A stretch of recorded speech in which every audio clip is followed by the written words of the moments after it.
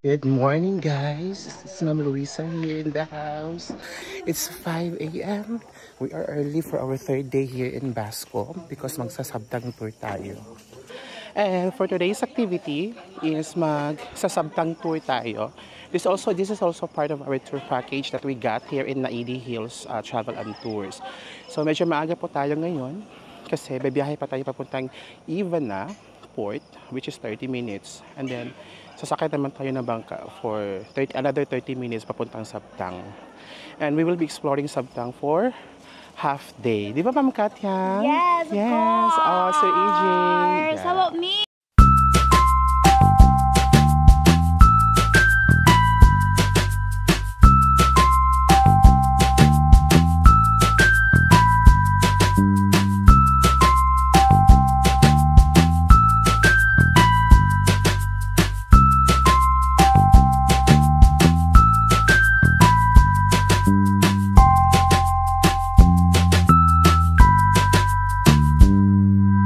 Tayo sa port ngayon sa Ivana, guys. Yung bangka daw natin is may capacity ng 150 passengers. So hindi lang siya passenger boat, hindi cargo boat at the same time. So yung departure is 6:30 a.m. It's still 6:10 a.m. So meron pa tayong 20 minutes to wait. Medyo long. Sabtang trip for the whole morning. Konnichiwa! Osahayo gozaimasu. Ay, ka pala yung guide. Ay, ka pala yung guide ni Mama. KitKat. Ay. Sige. Sige, Ma'am Katyang. Guys, siyan yung registration. At saka bayad ng terminal fee. Yeah. Pero it's already included to our package. Si Kuya Guide na, Kuya Denix na yung naglista doon. If magdi-DIY kayo papunta ng Sabtang, guys, yung boat fare pala is 150 pesos per head. Tsaka yung terminal fee is only 5 pesos. No? So, but currently in Batanes, guys, dinidiscourage muna nila yung DIY after the pandemic. No? Kasi parang the government of Basco or the government of Batanes is parang ino-organize nila. I mean, gumagawa sila ng regulation na as much as possible of the tourists here will avail the arranged tour package.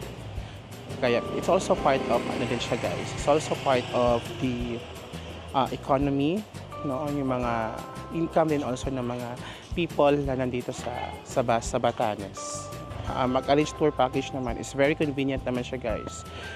We got this tour sa Naidi Hills Travel and Tours, no, for only 7,150 for 5 days and 4 nights. Kasama na doon yung accommodation. Meals, yung meals, guys, is mostly breakfast at saka lunch, covered siya. So yung dinner lang yung hindi na-cover.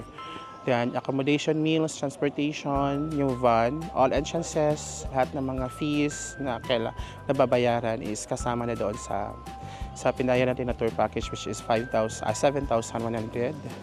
That is good that is good for 4 days and 5 nights and 4 days.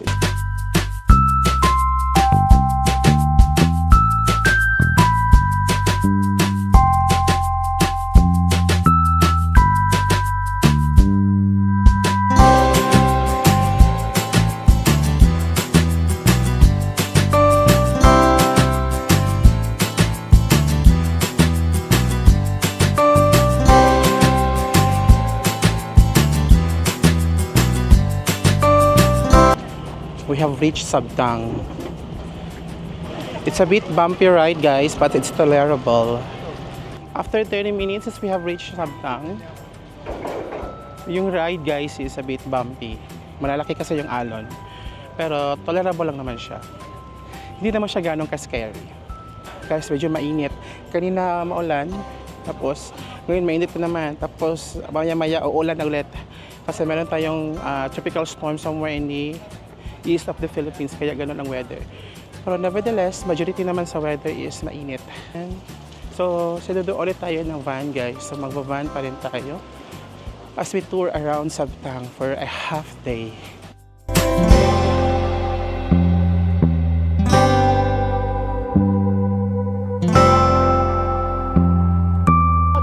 Magbaba muna tayo. We are now here at the first stop guys. This is, ano tawag nito MJ? Yes po. Ano tawag ulit? Chamantad Tinyan. Okay, Chamantad Tinyan. Yun yung tawag ng spot dito guys. It's also a hill. Tapos may magandang photo op spot dito. Medyo limited lang yung time natin guys for Sabtang trip kasi we need to go back at 11:30 sa port. Going to Batanes, Basco. Ganda ng view. Oh my gosh, look at that guys. So very, oh, ang ganda.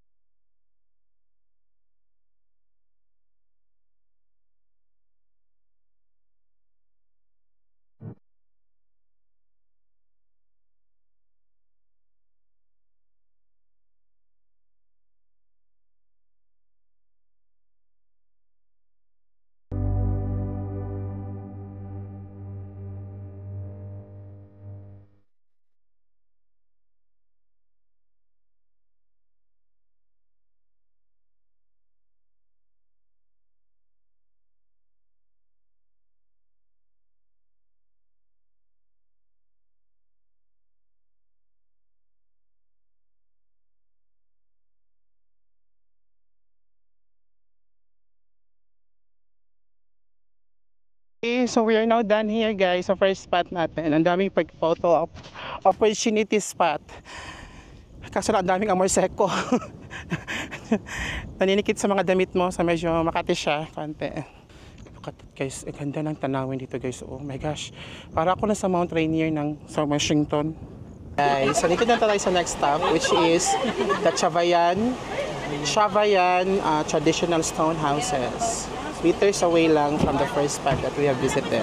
So, pabilisan tayo dito ha. Diretsong maglakad-lakad hanggang sa dulo. So, yung van natin mag-aantay sa dulo. May rental lang dito guys ng headdress naman. Wow! Which cost you 20 pesos only. Hello! Mag-rent kami. Ito yung mga rental nila na ano.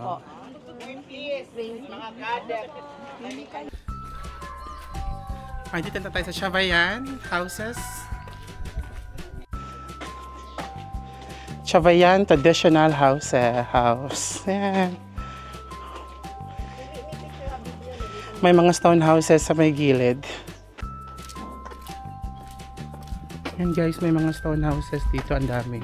Para siyang village. Tapos puro stone houses. Walking tour dito tayo guys. Ito pa yung mga sinauna nila ng mga bahay-bahay pa. And so nakasuot na po tayo ng traditional. Nakasuot na tayo ng traditional na damit ng ng Ibatan. So, yung ganito class, this is guys, this is made daw of a leaf, dahon ng mga dates.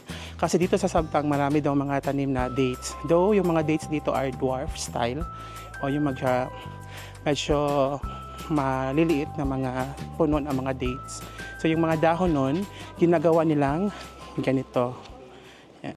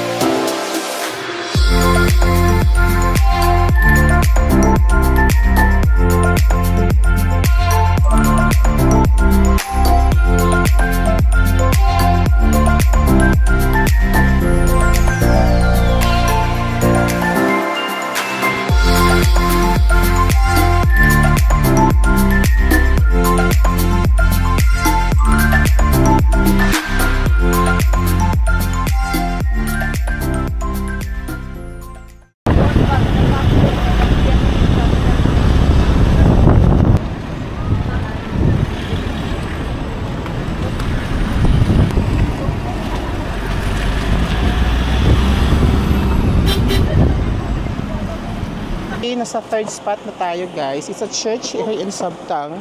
It is called St. Thomas of Satay. Ano ba yun? I forgot. Basta St. Thomas of Aquinas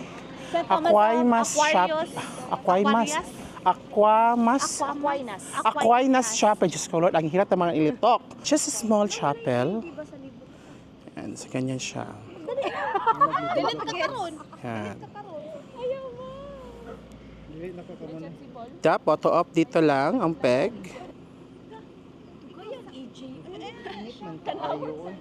Ikaw sabi sa iyo si Anamay. Dili, no, ako lang. Ano yung day? Okay, 1, 2, 3, go. Jump shot! Pinapasok lang ako ha. Ma'am Ching is offering a prayer as well as Madam Principal. So I think there's a little bit of construction going on here. Ito yung altar.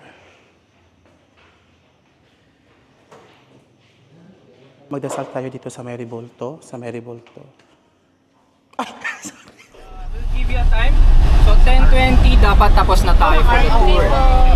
Kasi may biyahe pa tayo going to lunch. Then 11:30 yung kailangan natin tapakan. So we need to go to Andito na tayo sa last spot natin sa Sabtang, which is the Morong Beach.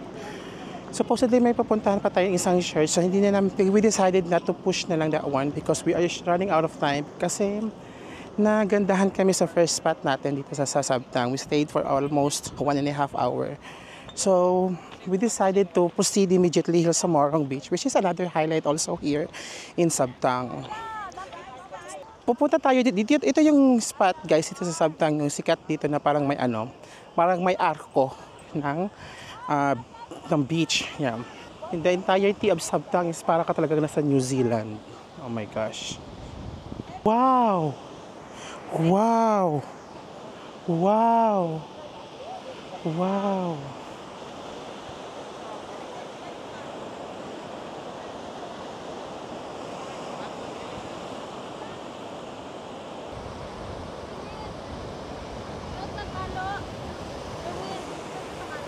Yung sand nila guys is hindi masyadong pino, pero white sand siya. And yung beach nila is, kaya lang din, medyo maalon nga siya. So it's not really intended for swimming. If you want to swim, you swim at your own risk. There's a good spot here guys, at the back of the, talaga siya, photo op spot ng stone na may buslot sa tunga. Katyang, how do you find Sabtang so far? Magnificent machine. Na-es lang na tayo, no? Pag nakapunta ng Sabtang. Ma'am Ana May? Very mesmerizing, inviting, and nice talaga siya. So, promising talaga siya and the best so far ang Batanes. Grabe. Lahat ng mga spot ang gaganda talaga. The Batanes entirety, right? Yeah. As in, sulit. And thanks to you, Sir Jerwin. Okay. Ma'am Luisa, in 2 words, how do you describe Sabtang? Hi, it's truly breathtaking. Yay! Ay, perfect! Na-follow talaga ni ma'am yung 2 words. No, okay. Of course, hindi pwede na walang interview sa ating mega superstar. This is the Power Hug, Sir EJ. I-subscribe nyo yung channel niya. Sir AJ. Sir Vlog. Vlog. Okay. How do you find Sabtang and Batanes in general, Sir EJ? Sabtang is Sir Jerwin, that's it. Why? Because Sir Jerwin is a teacher traveler and Batanes, everyone around the world comes here to travel because it's so inviting. So the keyword there is very inviting. So I am inviting everyone to visit Batanes. Yes! And see you here kasi makahanap na ako ng partner here. Ivatan. Sana all. So we're done with the Morong Beach as our last spot. We're now be heading to our lunch area. Ma'am Rab, are you hungry? Super. Our time sa lunch is 10:30. Then we need to go back to the port by 11:30 a.m. para makatch natin yung ferry going back to Batan. In totality, we only visited 4 stops in Sabtang. But despite of a very short trip in Sabtang, we were amazed by the beauty of this island. It's really a must na puntahan dapat ng Sabtang when you are here in Batanes. Masa Ma'am Jun, Ma'am Katyang?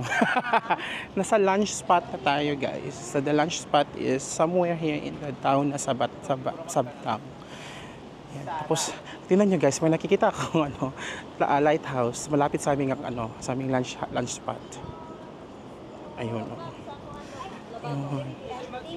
Ayun yung lunch area natin. So included yung lunch natin sa ating tour package na nakuha with the Naidi Hills Travel and Tours. Usually yung sinaserve nila ng mga food guys is family style. So parang nasa family yung setup.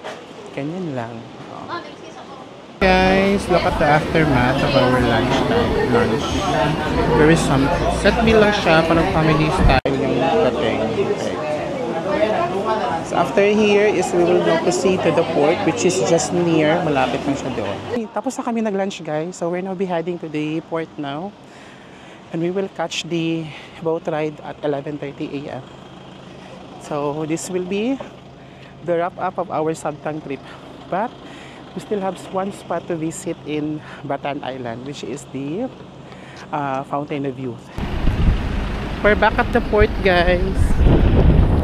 So we will still be using the boat that we used kanina papunta dito. MB Al Juliner 19. Okay, challenging kayo ang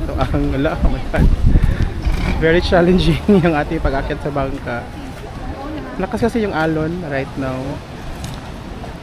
Ready na ang atong mga swimmers. Yan.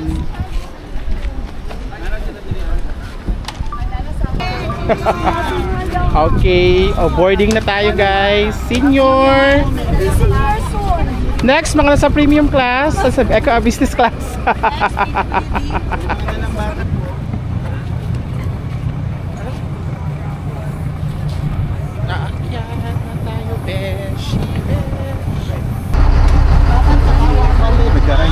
It's very shaky.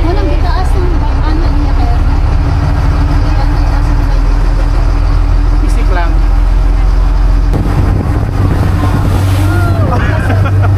Bye, Santa.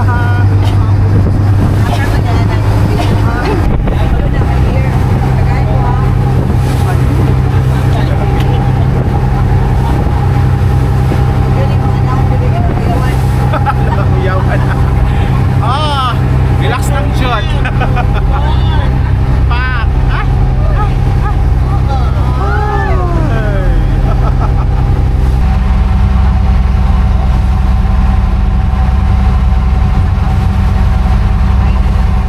we have reached already Batan Island. Thank you.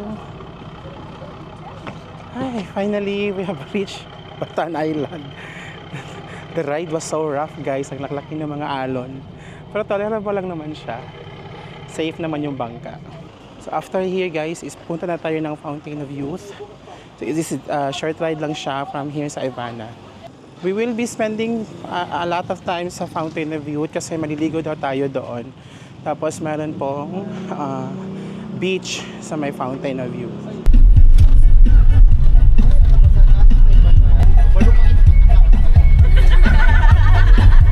Sa Fountain of Youth na po tayo, guys.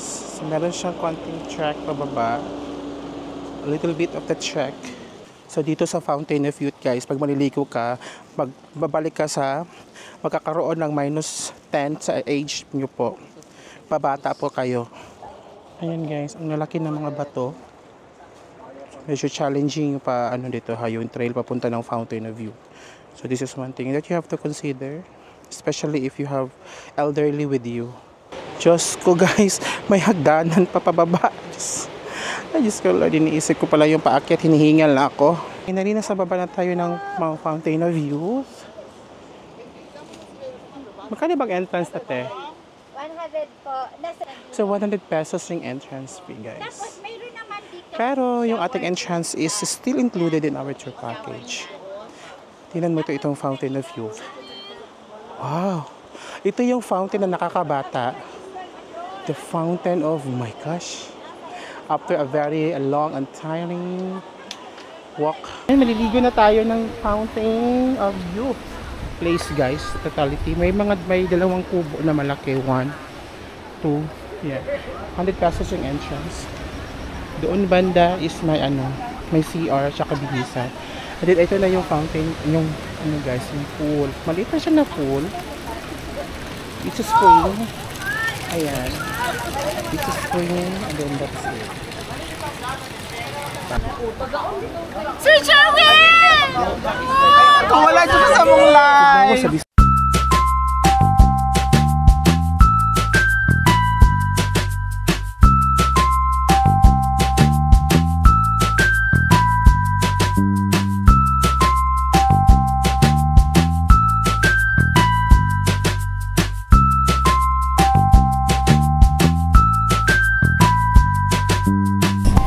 Medyo lumakas yung hangin. Pagkas ito na yata yung tail end ng bagyo. Kasi currently may bagyo dito tayo na nangaranasan. Ito sa may likuran banda, guys, may beach po yung Fountain of Youth. Kaso nga lang medyo malalakas yung current.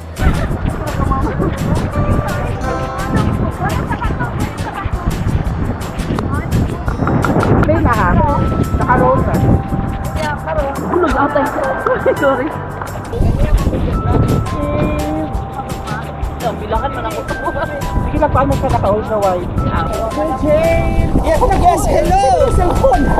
Madam. Perfect! May test na pang IP64. Waterproof sa iPhone 15. Yan, guys. Ito na yung end. Ay!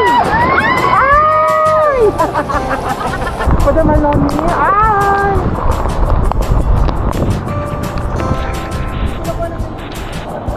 Oh my God. Ako tapin din. Hindi na pwede ba siya?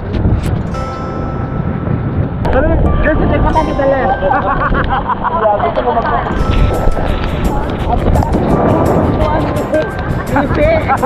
Willing ko mag-win. Yes.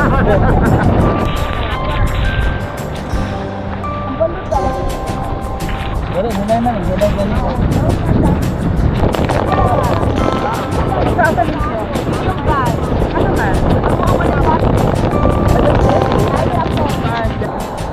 Guys, grabe talaga yung last journey dito sa Batanes.